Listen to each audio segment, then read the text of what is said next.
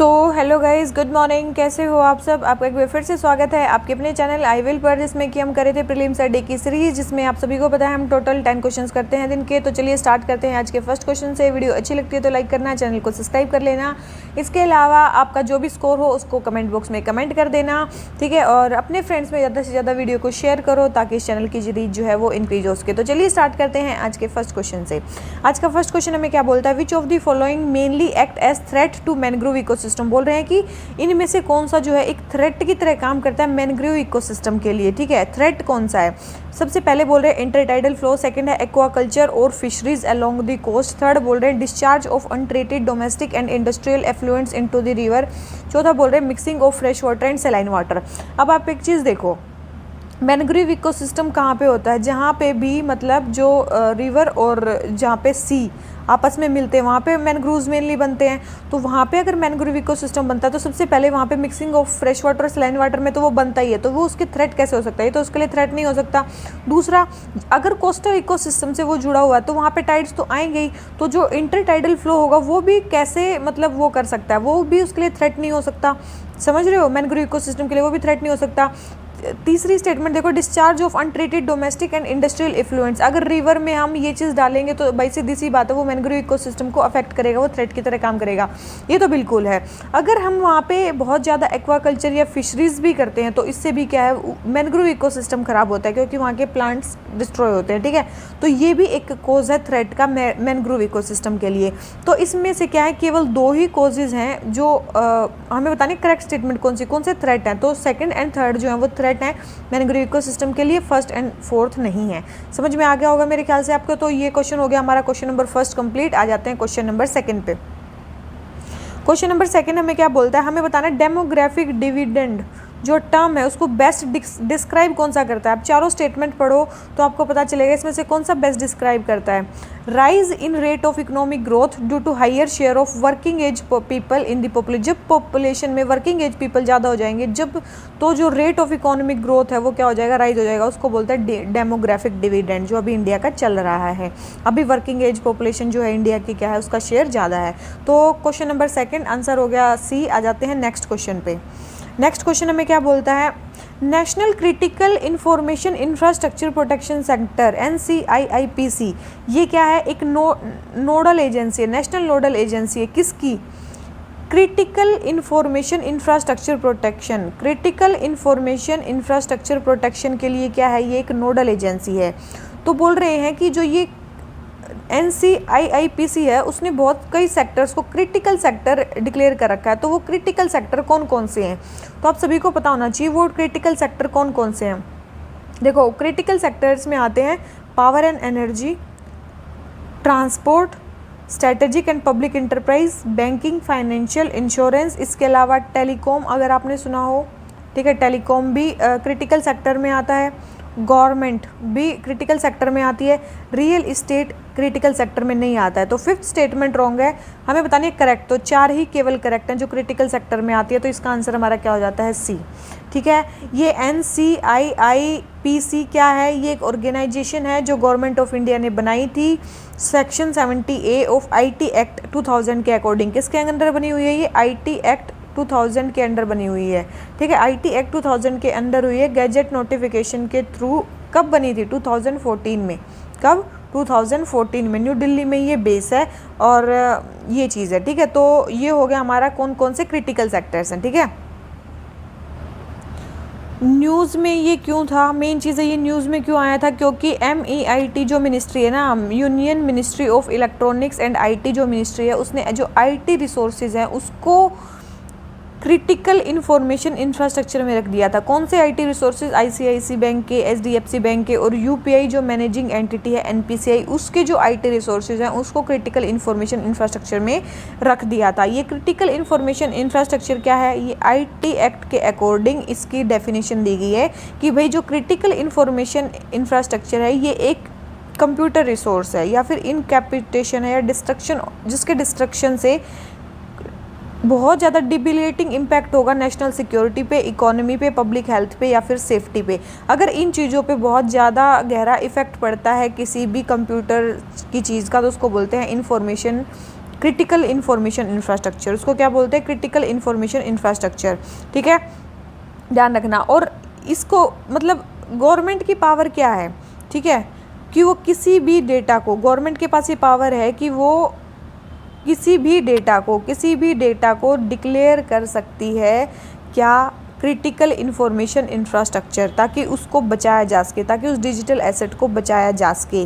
ठीक है, ध्यान रखना। और अगर कोई वोलेशन करता है, अगर कोई इस चीज़ का वोलेशन करता है तो उसको जेल भी हो सकती है 10 साल तक की। ठीक है, उसको जेल भी हो सकती है 10 साल तक की, ध्यान रखना इसको।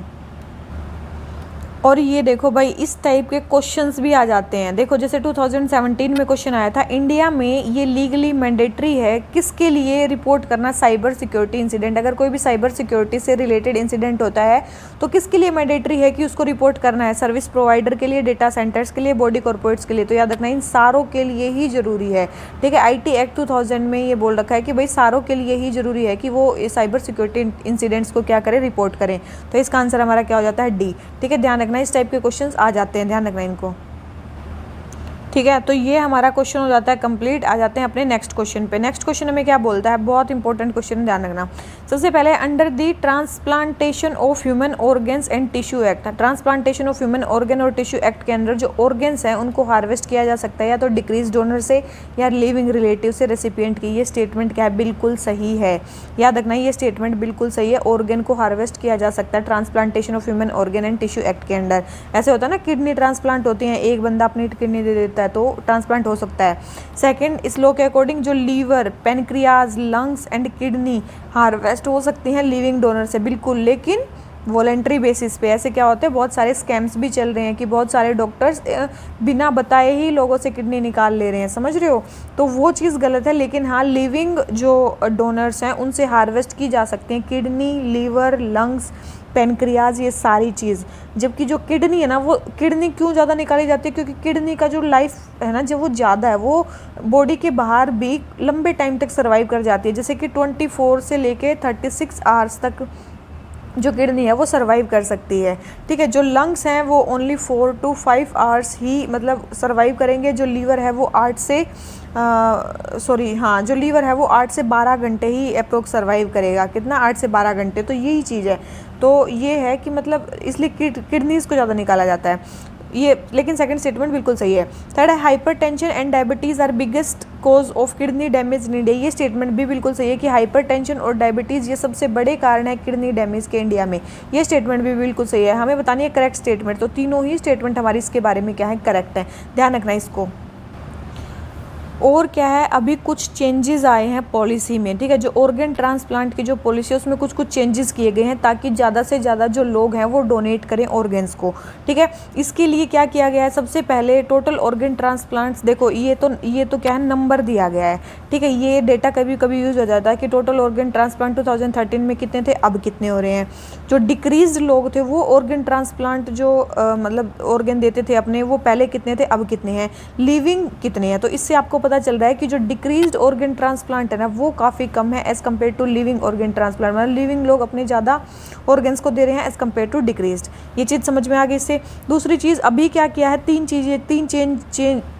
चीज़ें चेंज की हैं। क्या, सबसे पहले तो अपर लिमिट चेंज की है। पहले 65 ईयर ओल्ड जो थी वो अपर लिमिट थी, उसके मतलब 65 ईयर्स के बाद आप अपने ऑर्गन्स नहीं दे सकते थे। लेकिन अब ये एज लिमिट को रिमूव कर दिया गया है।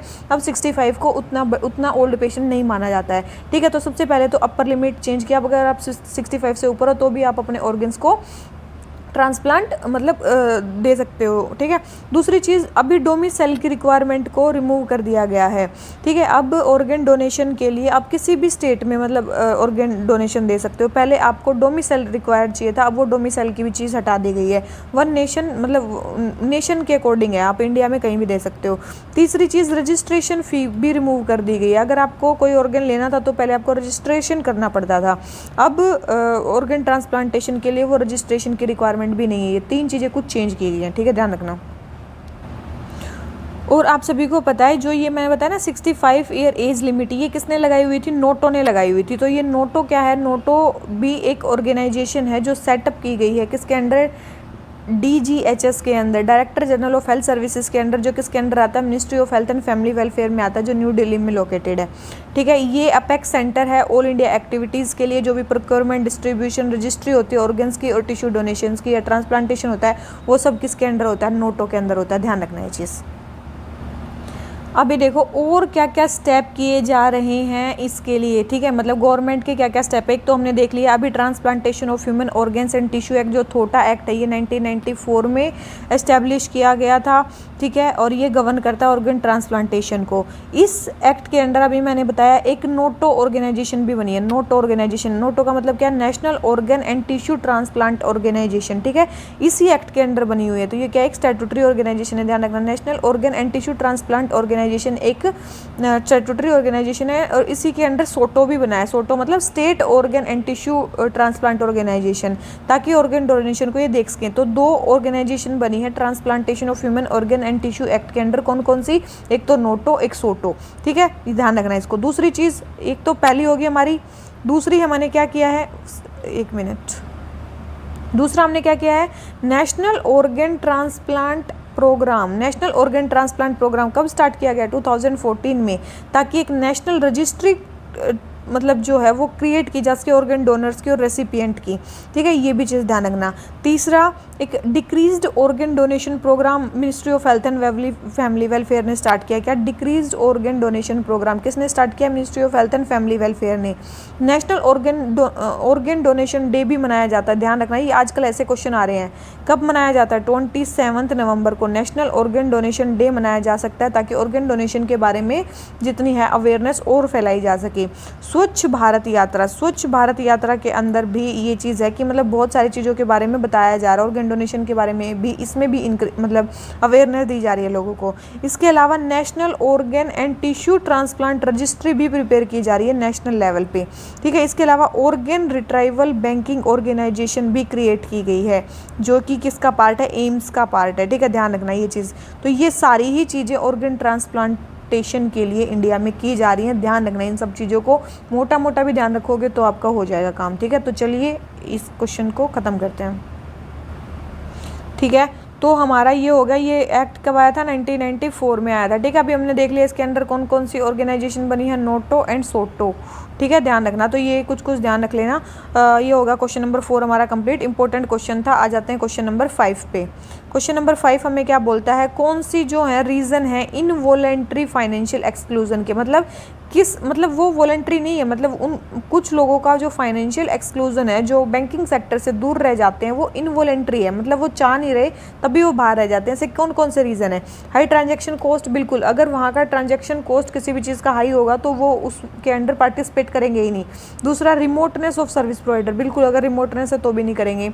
सरप्लस इनकम नहीं है लोगों के पास तो कैसे वो मतलब बैंकिंग सेक्टर में आएंगे। और तीसरा, अगर सर्विसेज पुअर क्वालिटी के तब भी नहीं आएंगे। तो ये सारे ही इनवॉलेंट्री रीजंस हैं फाइनेंशियल एक्सक्लूजन के। तो चारों ही रीज़न हमारे करेक्ट है, तो हमारा आंसर क्या आ जाता है इसके बारे में, सी। ठीक है, आ जाते हैं अपने नेक्स्ट क्वेश्चन पे। नेक्स्ट क्वेश्चन हमें क्या बोलता है, अगर मैन और वीमेन की इक्वल पॉपुलेशन होती है सारे मेजर ग्रुप्स में किसी भी कंट्री में, तो पॉपुलेशन का जो पिरामिड है वो हमें कैसा दिखेगा। ठीक है, तो अगर सब मैन और वुमेन इक्वल पॉपुलेशन है तो इसमें क्या होगी, वर्टिकल सिमेट्री होगी। क्या होगी उस पॉपुलेशन पिरामिड में, वर्टिकल सिमेट्री होगी। ठीक है, तो हमारा क्वेश्चन नंबर फर्स्ट आंसर हो गया ए। आ जाते हैं अपने नेक्स्ट क्वेश्चन पे। नेक्स्ट क्वेश्चन हमें क्या बोलता है, मालथूसियन ट्रैप का क्या मतलब है। मालथूसियन ट्रैप का आपको पता है, मालथूसियन ट्रैप का दूसरा नाम है पॉपुलेशन ट्रैप। मतलब जब हमारी पॉपुलेशन ज़्यादा बढ़ रही होती है इकोनॉमिक ग्रोथ से, उसको बोलते हैं मालथूसियन ट्रैप। जब पॉपुलेशन की ग्रोथ क्या होती है, ज़्यादा होती है हमारी इकोनॉमिक ग्रोथ से, तो उसको बोलते हैं मालथूसियन ट्रैप, जब पॉपुलेशन ज़्यादा बढ़ रही होती है। तो क्वेश्चन नंबर सेकंड आंसर हो गया ए। आ जाते हैं नेक्स्ट क्वेश्चन पे। नेक्स्ट क्वेश्चन हमें क्या बोलता है, हाई फर्टिलिटी रेट और हाई डेथ रेट। मान लो कि हाई फर्टिलिटी रेट मतलब ज़्यादा बच्चे पैदा हो रहे हैं, ठीक है, और दूसरी हाई डेथ रेट मतलब डेथ भी बहुत ज़्यादा हो रही है, मतलब फाइनल बहुत कम बच रहे हैं। तो बोल रहे हैं कि ये एज सेक्स पिरामिड है नेशन का, तो किस शेप का होगा। तो आपको सभी पता है, ट्राइंगल विद ब्रॉड बेस। ठीक है, सिंपल सा है कि भाई ज़्यादा बर्थ हो रहे हैं और डेथ भी बहुत ज़्यादा हो रही है, मतलब बहुत कम लोग बच रहे हैं लास्ट में भी, तो क्या हो जाएगा, ट्राइंगल विद ब्रॉड बेस क्या होगा, इसका मतलब एज पिरामिड होगा। समझ गए, तो ये क्वेश्चन हो गया कंप्लीट। क्वेश्चन नंबर थर्ड आ जाते हैं नेक्स्ट क्वेश्चन पे। नेक्स्ट क्वेश्चन है, सब अर्बनाइजेशन का क्या मतलब है। सभी को पता भाई, सब अर्बनाइजेशन मतलब अर्बन एरियाज से जब लोग थोड़े से बाहर की साइड रहने लग जाते हैं, क्योंकि मतलब बहुत ज़्यादा कंजस्टेड हो जाता है वो एरिया, तो उसको बोलते हैं सब urbanisation. Movement of people from congested urban areas to nearby satellite communities, तो उसको बोलते हैं सब अर्बनाइजेशन। तो ये इसका आंसर हमारा हो गया बी, बिल्कुल आसान था। आ जाते हैं नेक्स्ट क्वेश्चन पे। नेक्स्ट क्वेश्चन हमें क्या बोलता है, कौन से पॉसिबल वे हैं ह्यूमन कैपिटल को इंक्रीज़ करने के कंट्री में। देखो ह्यूमन कैपिटल को इंक्रीज़ करने के दो तरीके हैं। क्या तरीके हैं, या तो आप पॉपुलेशन को बढ़ा दो, अगर पॉपुलेशन बढ़ेगी तो क्या होगा, इससे लेबर फोर्स इंक्रीज़ होगी, और लेबर फोर्स इंक्रीज़ होगी तो उतनी ज़्यादा कंट्री क्या करेगी, ग्रोथ करेगी। और दूसरी चीज़ है, या तो फिर उसके मतलब उसके उस पर खर्च करो, हेल्थ पे, एजुकेशन पे, इन चीज़ों पे खर्च करो। जब इन चीज़ों पे खर्च करोगे तो भी हमारी जो वर्क फोर्स होगी, लेबर फोर्स होगी, वो हेल्दी होगी। तो ये भी हमारी करेक्ट है, ये भी हमारी करेक्ट है, तो दोनों ही स्टेटमेंट सही है। तो दोनों ही स्टेटमेंट सही है, तो हमारा आंसर क्या आ गया, सी। ठीक है, तो ध्यान रखना ये दोनों ही स्टेटमेंट हमारी इसके बारे में सही है। ठीक है, तो क्वेश्चन नंबर 5 भी हो जाता है हमारा कंप्लीट। तो इसी नोट पे आज के हमारे जो टोटल 10 क्वेश्चन हो जाते हैं कंप्लीट। वीडियो अच्छी लगी हो लाइक कर लेना प्लीज़, और चैनल को सब्सक्राइब कर लेना। अपने फ्रेंड्स में जिसने भी शेयर नहीं किया प्लीज़ शेयर कर दो, और अपने घर में जितने फ़ोन है सबसे सब्सक्राइब कर दो। ठीक है, तो चलिए इसी नोट पर आज का लेक्चर खत्म करते हैं। Thank you very much, bye bye.